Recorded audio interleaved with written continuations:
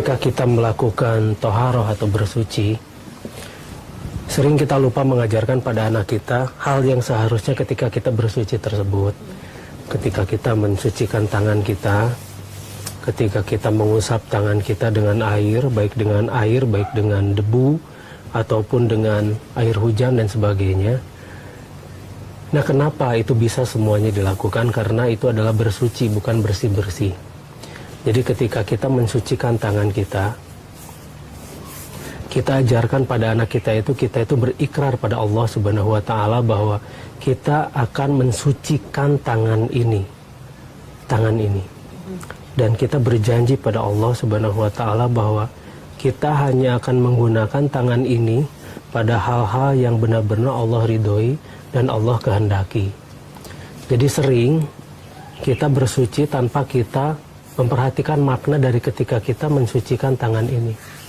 Kita hanya bersih-bersih dan cepat begitu. Prosesnya sangat cepat. Nah, padahal makna dari toharohnya itulah yang harus kita berikan pada anak-anak kita. Nah, jadi kita sering lupa untuk mengajarkan pada anak kita bagaimana dengan tangan ini kita melakukan perbuatan-perbuatan yang benar-benar Allah kehendaki. Nah, ketika Allah memerintahkan kita untuk menggunakan tangan ini hanya untuk hal-hal yang baik-baik saja, kita sering sekali lupa. Orang tua saja sering lupa. Bahkan banyak sekali yang sholat tiap hari. Jadi iya. Jadi STMJ istilahnya lah. Sholat terus, maksiat jalan.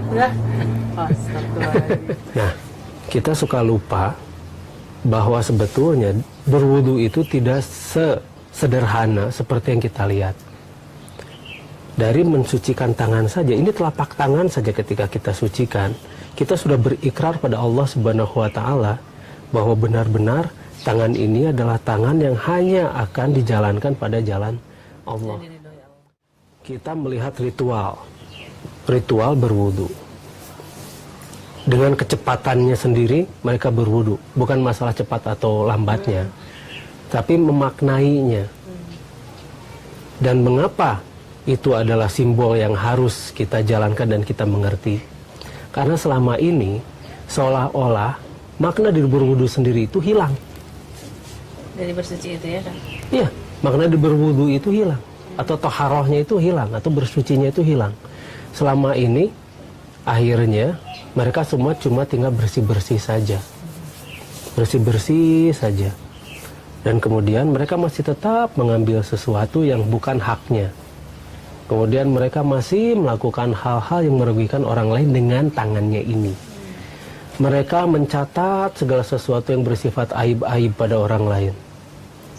Aib seseorang mereka catat. Kemudian mereka ketik, mereka sebarkan. Itu baru dari tangan aja Mbak ceritanya. Baru tangan. Nah, sekarang untuk sementara kita membahas tangan dulu. Besok kita lanjutkan membahas mulut. Nah, kemarin kita membahas mengenai bagaimana mensucikan telapak tangan dan tangan. Belum ke lengan, belum. Tapi baru telapak tangan yang kita pergunakan untuk hal-hal yang baik saja. Nah, sekarang kita mulai ke tahap kedua, mulut. Nah, ketika kita berkumur, kita jarang sekali memberi contoh pada anak kita untuk mensucikan mulut kita. Jadi fungsi dari taharah atau bersuci itu sendiri, mulut kita itu kita fungsikan sebagai mulut yang diridhoi oleh Allah Subhanahu wa Ta'ala. Jadi kita berikrar pada Allah tuh, ya Allah ya Rabbi, aku akan membuat mulutku ini untuk mengeluarkan kata-kata yang baik. Tidak akan memakan sesuatu yang haram dan sebagainya. Kita berjanji, kita bermohon pada Allah Subhanahu wa Ta'ala dan kita bersumpah pada Allah Subhanahu wa Ta'ala bahwa ini loh mulut kita yang kita sucikan lewat air wudu, lewat wudu, yang kita sucikan lewat wudu. Di sana kita akan membuat mulut kita hanya benar-benar melakukan hal-hal yang Allah Subhanahu wa Ta'ala ridhoi. Nah, ketika kita mengucapkan hal-hal baik, itulah yang dikehendaki oleh Allah. Sekarang lihat contohnya. di TV-TV. Bagaimana orang tua berkata-kata. Di sinetron-sinetron, mereka mengajarkan anak-anak itu berkata-kata yang buruk.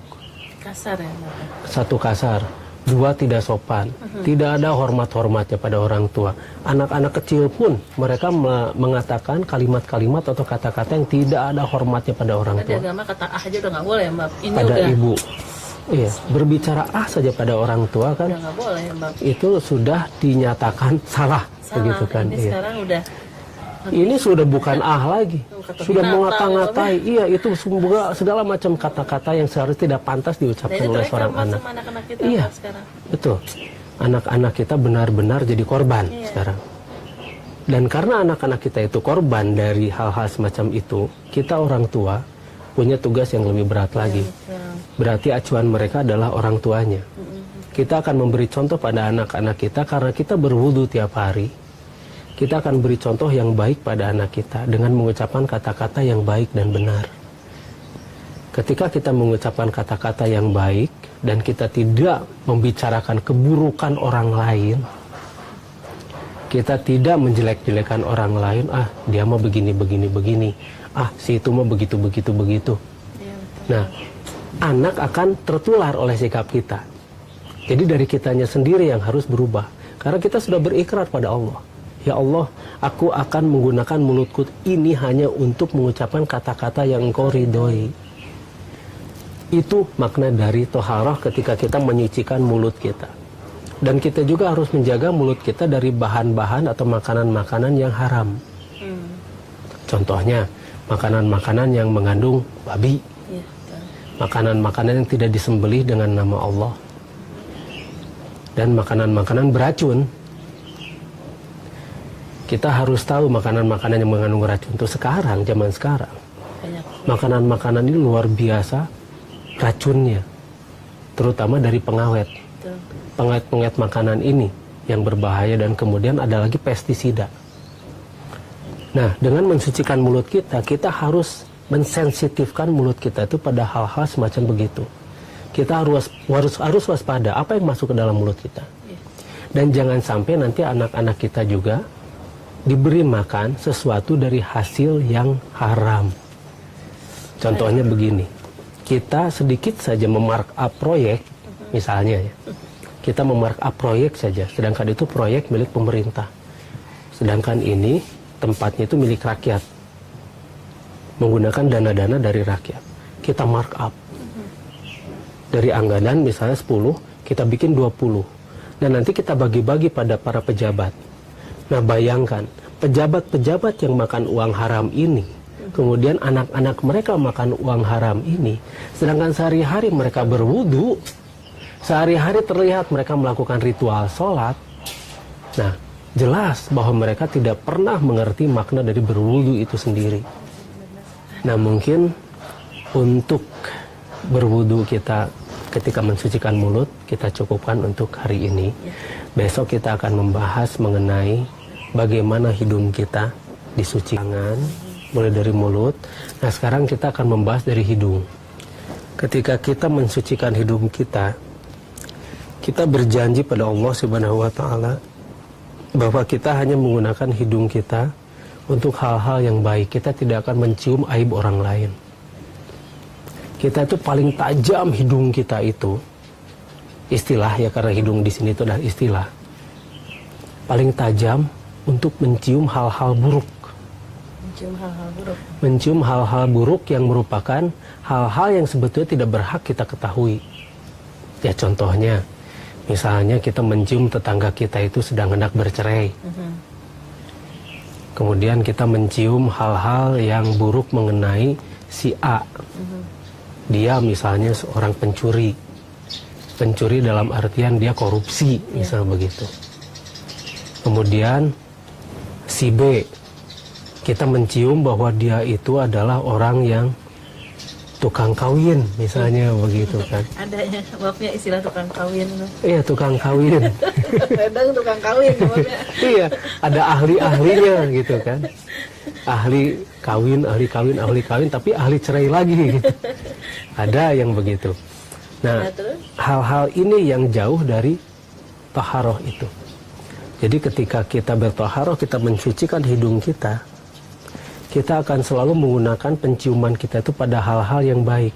Kita akan mencium hal-hal yang baik. Misalnya, kalau misal kita terbiasa dengan alam, kalau kita terbiasa bersatu dengan alam, kita akan mampu membedakan antara pohon yang beracun dengan pohon yang tidak beracun, antara pohon yang mengandung obat dan pohon yang tidak bisa digunakan sebagai obat. Jadi kita bersahabat dengan alam ya Mbak? Ya, dan kita akan belajar dari alam.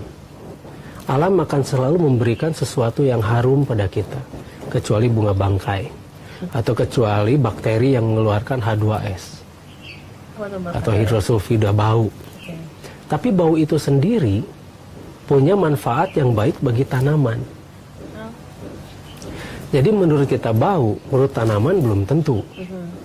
Contohnya pupuk kandang, menurut kita bau, tapi subur ke tanaman karena yang dipergunakan adalah bakteri-bakterinya, bakteri yang menghasilkan hara tanah. Nah, kita dengan hidung kita, apabila benar-benar hidung kita itu bertaharah atau bersuci dan menjaga dari berbagai macam hal-hal semacam mencium aib-aib orang lain dan hanya kita mencium hal-hal yang baik saja, maka insya Allah penciuman kita akan menjadi tajam pada hal-hal yang baik. Jadi sebetulnya apabila kita memaksimalkan hidung kita dengan pelajaran dari bersuci itu, maka hidung kita akan menjadi sangat kuat, terutama ketika kita mendeteksi atau mencium bau dari pohon. Kita akan tahu ini obat apa. Itu luar biasanya apabila kita memanfaatkan berwudu dengan baik dan benar. Kita juga bisa tahu ya Mbak, misalnya ada orang datang nih niat baik atau niat buruk, kita bisa kecium kan, ini niat baik niat buruk. Biasanya manusia itu mengeluarkan ini ya, orang-orang punya niat buruk itu di keseimbangan kimia tubuhnya juga berbeda. Aduh. Keseimbangan kimia tubuh itu berbeda ketika dia mempunyai niat yang buruk. Jadi ada yang namanya kelenjar-kelenjar yang aktif lebih banyak. Ya, Mbak tidak akan menjelaskan secara detail di sini karena itu menjadi teknis nanti. Tapi ada kimia-kimia yang melonjak menjadi tinggi dan penciuman kita akan merasakan itu, mendeteksi hal-hal semacam begitu. Jadi kita bisa mencium asal dengan niat dan ikrar yang baik tadi dan kita jalankan. Yang penting mendirikannya. Jangan batasi dengan masjid yang satu peta karena masjid kita adalah planet bumi ini. Masjid kita ini adalah alam semesta ini, masjid kita yang sebenar-benarnya masjid kita. Nah, jadi kembali lagi pada hidung, kita akan mulai belajar mensucikan hidung kita agar menjadi jauh lebih sensitif pada hal-hal yang baik-baik, dan kita akan mengetahui hal-hal yang buruk itu menjadi saringan-saringan. Nah, insya Allah besok kita akan membahas mengenai wajah. Masih menarik ya Pak? Insya Allah. Nah, kemarin kita membahas mengenai hidung. Sekarang kita akan membahas mengenai bagaimana mensucikan wajah kita. Bagaimana mensucikan wajah kita ketika kita berikrar pada Allah untuk mensucikan wajah kita. Sering kita lupa juga pada anak ketika bagaimana sebetulnya ketika kita berwudu mensucikan wajah, kita mengambil air wudu mensucikan wajah ini, tetapi tanpa ikrar apapun. Hanya 3 kali selesai. Padahal seharusnya kita berikrar pada Allah dan kita berjanji kepada Allah ketika kita mengusap wajah ini, ya Allah ya Robbi, aku berjanji kepadamu ya Allah untuk mensucikan wajah ini, untuk memberikan seri yang baik wajah ini pada umat. Nah, sering kita bermasam wajah, cemberut. Kemudian wajah kita itu ditekuk-tekuk sedemikian rupa. Apalagi sekali lagi ketika kita melihat sinetron-sinetron ya. Ketika marah itu diperlihatkan, kebencian itu diperlihatkan, dan muka antagonis dan muka protagonis itu diperlihatkan secara nyata. Padahal kita itu diajarkan untuk membuat wajah kita senyaman mungkin dilihat oleh orang lain. Bukan mengerikan. Bukan. Dan kita membuat wajah kita itu tidak mengundang fitnah. Maksudnya, iya. Jadi begini, kita sering diam dengan berpikir dan melihat orang lain begitu. Melihat begitu, padahal di sini kita lagi melamun. Tapi kita tidak tanpa sadar kita melihat ke wajah seseorang begini. Nah, pasti orang itu menyangka ini orang kesel sama kita ya. Ini orang benci sepertinya sama kita. Padahal pikiran kita sedang melayang kemana. Ya, sedang nggak jelas kemana ini. Mungkin kita sedang frustrasi dan sebagainya. Nah, di sana yang harus kita jaga. Jadi jangan membuat fitnah orang. Jangan membuat fitnah dengan seri wajah kita. Jadi usahakan wajah kita itu menjadi sarana ibadah kita. Beri pada orang lain itu senyum begitu kan. Jadi ya. orang nyaman di sebelah kita, Iya. atau nyaman kepada Betul. semua orang ya Bapak. Betul. Dan jangan juga kita melihat mereka itu begini. Jadi dengan Tapi kalau kita wajah-wajah lagi banyak yang... masalah gimana nih Bapak? Nah, justru itu. Banyak masalah itu seperti apa? Karena Allah memberikan pelajaran dan menggembleng kita dengan masalah. Ujian. Betul. Kita tuh digembleng dengan masalah. Berbagai macam masalah pasti diberikan pada kita. Betul. Untuk membuat kita menjadi jauh lebih kuat dari Lebih sebelumnya. dekat kepada Allah. Lebih kuat, lebih dekat, dan otomatis kita lebih bisa memaklumi keadaan. Karena kita dilatih oleh Allah dengan hal-hal yang semacam begitu. Kita anggap itu masalah. Satu sisi. Iya betul. Satu sisi dari sisi kita. Subjektif. Masalah itu adalah gemblengan-gemblengan dari Sang Maha Kuasa pada kita. Tapi kita jangan cari masalah. Tapi kalau masalah datang pada kita, kita jangan hindari. Tapi tetap, kita mengatasi masalah itu jangan dengan masalah lagi. Kita mengatasi masalah dengan antisipasi. Semua masalah itu ada antisipasinya. Asal kita tahu cara mengantisipasinya. Nah, Nah, itu nyambungnya dia. dengan berwudu itu kita Nah. mohon gitu Mbak. Jadi begini, wajah kita, meskipun wajah kita itu banyak masalah, jangan benturkan masalah kita pada orang yang tidak bermasalah dengan kita. Misalnya kita, benturkan. ya, jadi Jangan begini, libatkan maksudnya Mbak. dilibatkan, dibenturkan. Kalau kita masalahnya jadi dipakai sendiri kan nanti jadi pusing sendiri Mbak. Begini, kita punya masalah. Tetapi apakah orang itu misalnya punya masalah dengan kita dan kita harus marahin dia, merengut wajahnya begitu? Nah, seperti itu enggak kan? Itu malah menyakiti hati orang lain. Betul. Kita punya masalah, tetapi kenapa kita harus membenturkan masalah kita itu dengan orang lain? Berarti kita harus tahu persis bagaimana mengendalikan diri kita melalui seri wajah kita. Kita mampu mengendalikan emosi kita, mengendalikan kebencian dan sebagainya, karena memang tidak diajarkan bagaimana membenci di Islam itu. Tidak diajarkan bagaimana marah-marah dan sebagainya. Wasta'inu bisobri wassalah. Jadi karena sabar dan sholat sebagai penolong. Nah, itu mengenai wajah. Insya Allah besok kita akan bahas.